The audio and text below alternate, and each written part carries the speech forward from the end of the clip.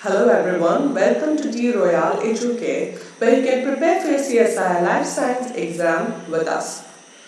We'll provide you with a unit-wise coverage of the complete syllabus, and the second unit, Cellular Organization, will be handled by me. I'm Dr. Nima Malik, trainer at Royal Educare. The concept and the basic fundamentals of each topic under this unit will be covered in our program, and you'll also have a problem-based approach towards each topic so that the next time you appear for your exam, you can tackle the exam more easily. First, let's see a question from the Part B of CSIR exam that was asked in June 2016. Lateral diffusion of protein in membrane can be followed and the diffusion rate calculated by. This question comes under the plasma membrane structure in Unit 2. So your options are atomic force microscopy, scanning electron microscopy, transmission electron microscopy, and FRAP. The correct answer for this question is FRAP. FRAP is a technique that is used to study the diffusion of protein and to calculate the diffusion rate. So as the name suggests, what is FRAP? FRAP is a fluorescent-based technique, and this is a microscopic technique that is used widely to study the molecular dynamics and the mobility of the molecules within a cell. This is most commonly used to study the membrane fluidity, that is the movement of proteins and lipids in the plasma membrane. It is also used to study the cytoskeletal movement and the intracellular vesicular transport. We know that the phospholipid layer and the protein layer, protein portion in the plasma membrane are dynamic, that is, they are always moving. So this technique can be used to identify the rate of movement of different components, that is protein and lipids on the membrane. To study the proteins, this technique will fluorescently label the proteins of interest, and to study the lipids, the lipid portion can be labeled. So coming to the technique, first the plasma membrane is labeled with a fluorescent dye or a fluorophore, and a very small portion within the labeled area, within this fluorescently labeled area, a small portion is selected for the study, and then it is irreversibly bleached using a laser beam. So irreversibly meaning this particular portion will never regain its fluorescence on its own. And after that, a recovery of the bleached area is monitored using an intensity versus time graph. So first, the sample is fluorescently labeled, and then it is flowed to bleached using laser beam, and the non-fluorescent label, this is the fluorescent intensity, and then what happens when it is fluorescent photo bleached, the fluorescence becomes zero, it drops to zero, there is no more fluorescent. And we know that this portion, the molecules or the components, lipids and protein in this portion, they cannot regain its fluorescence, but the fluorescence is being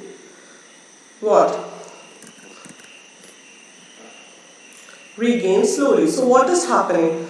The lipids and the proteins which are fluorescently labeled and which is surrounding the area that is bleached are moving towards this area. They are coming into the bleached portion, and this is helping the bleached portion to regain its fluorescence. And fluorescence will be regained to a certain extent, if not totally. And the recovery of fluorescence, it indicates that there is a movement of the lipids, or if you are focusing on the protein, there is a movement of the protein in the membrane. So looking at the graph again, the membrane lipid, which is we know that in the plasma membrane, the lipids are the most mobile portion, and the membrane lipids, they move the fastest since they are most mobile. So the graph of the membrane lipid will be like this. they'll be recovering very fast. And the next most mobile portion will be the peripheral proteins. Since they are not very tightly bound to the membrane, these are also freely movable. So the peripheral protein can be showing a little less slower recovery than the membrane lipid. So this graph can be considered as a peripheral protein. That is, they are also recovering fast, but not as fast as the membrane lipid. Okay, and the least movement, you can see these protein, that is the integral protein, which have a transmembrane domain, are the least movable. Why? Because they are tightly bound to the membrane. They can't easily move. So the least movement will be exhibited. This is the least movement will be exhibited by the membrane bound with the transmembrane domain, and they will be the slowest. So looking at the graph and the recovery, okay, and the recovery of fluorescent, we can identify the most mobile portion and the least mobile portion under study. So now let's try to answer a part C question from the same topic. The first question is, fluorescent recovery after photobleaching, FRAP, is a method to estimate the diffusion of molecule in the membrane. Fluorescently labeled molecules, such as they are giving us 4 molecules that are fluorescently labeled. Okay, the first one is receptor tagged with the fluorescent protein, a receptor labeled with the GFP, which interacts with the cytoskeleton, then a labeled lipid, and then a labeled protein that membrane bound to the membrane surface. Okay, is photobleached. All these 4 molecules are photobleached, and the recovery profile were obtained to estimate their diffusion coefficient. These components which are photobleached and the recovery coefficient, the graph, okay, and the recovery profile of the graph was obtained. The following were the data. These are the data which of the combination is correct, and the options they gave what this. Okay, so if you look at the graph and you know the FRAP technique and the graph, how to read the graph, this question becomes very easy. So looking at this graph, we know that since B is recovering very fast, B should be the most mobile portion. Okay, followed by what? Followed by A. This will be the next mobile portion. So we'll look in the option. A is a receptor tagged with the GFP. So this is tightly bound to the protein. A receptor molecule is tightly bound. Yes. A receptor labeled with the GFP, same thing, but which also interact with the cytoskeleton.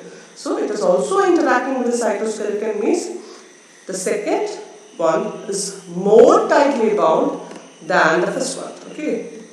And the third one is a labeled lipid. We know lipids are very mobile in the plasma membrane, and the fourth one is a labeled protein that binds to the membrane surface, a peripheral protein.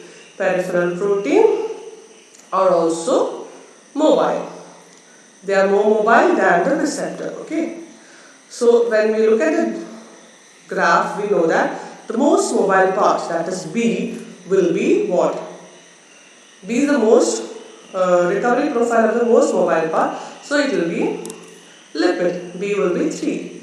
And which is the next mobile part? It will be the protein, the peripheral protein. So A, the second graph, A will be the peripheral protein.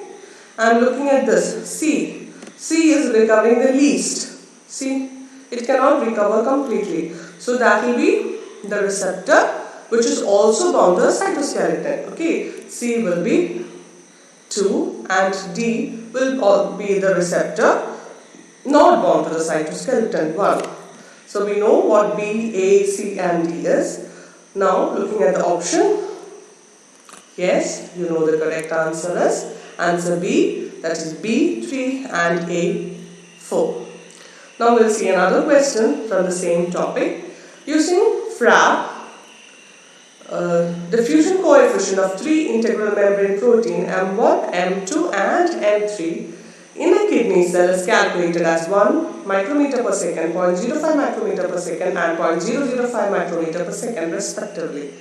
Considering fluid mosaic nature of the biological membrane and the relationship of the structural organization of the integral membrane protein with the diffusion coefficient, which protein will have the highest number of integral membrane domain? And the options are M2 and M3, M2 only, M3 only, M1 and M3. See, this question is a very elaborate question, but all you have to focus on is the important portion. First point, this is the trap technique.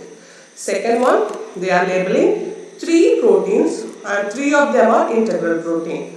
Okay, and the proteins are M1, M2 and M3. Okay, and the movement. Okay, and the movement are 1 micrometer per second, 0.05 micrometer per second and 0.005. That means this is the fastest moving. M1 moves the fastest. Okay, the mobility for M1 is the fastest, M2 next and M3 the last. And what is the question? What is the question? Which protein will have the highest number of integral membrane domain? The protein with the highest number of integral membrane domain will be most tightly bound to the plasma membrane. So the mobility will be the least, right? Okay, and here when we consider this question, the least mobility 0.005 is for M3. The protein M3 has the least mobility, so that will be having the most number of integral membrane domain. And our answer is M3. That is answer C or answer 3, M3. So now you know that understanding the concept can help you solve part C very easily. And you know part C carries a 4 mark. And solving more number of questions from part C can secure a better rank in the CSIR examination. So with us, you can understand the concept and learn more easily and score a higher rank. Have a nice day. Thank you.